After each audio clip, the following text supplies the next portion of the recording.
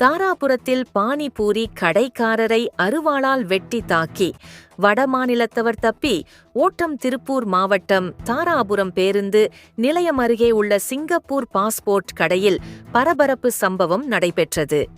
திண்டுக்கல் மாவட்டம் ஆத்தூர் தாலுகா சித்திரைவிலிருந்து வந்த முத்துப்பாண்டி மகன் அருண்ராஜ் மற்றும் பாலமுருகன் மகன் அரவிந்த் குமார் ஆகியோர் அங்குள்ள சாலையோர பாஸ்போர்ட் கடையில் வேலை செய்து வந்தனர்.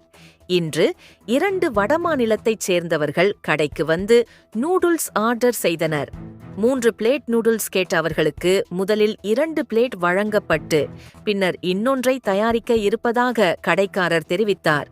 இதற்கு மது போதையில் இருந்த வடமாநிலத்தவர்கள் ஹிந்தியில் அவதூறான வார்த்தைகளை கூறியதாக கூறப்படுகிறது. இதனை எதிர்த்து அருண்ராஜ் மற்றும் அரவிந்த் குமார் வாக்குவாதம் மேற்கொண்ட நிலையில் அடையாளம் தெரியாத அந்த இருவர் திடீரென அருவாளால் இருவரின் தலையில் தாக்கி தப்பிச் சென்றனர். காயமடைந்த இருவரும் உடனடியாக அருகிலுள்ள மருத்துவமனைக்கு அனுப்பப்பட்டனர். சம்பவம் தொடர்பாக போலீசார் வழக்கு பதிவு செய்து குற்றவாளிகளை பிடிக்க வலைவீச்சு நடத்தி வருகின்றனர்.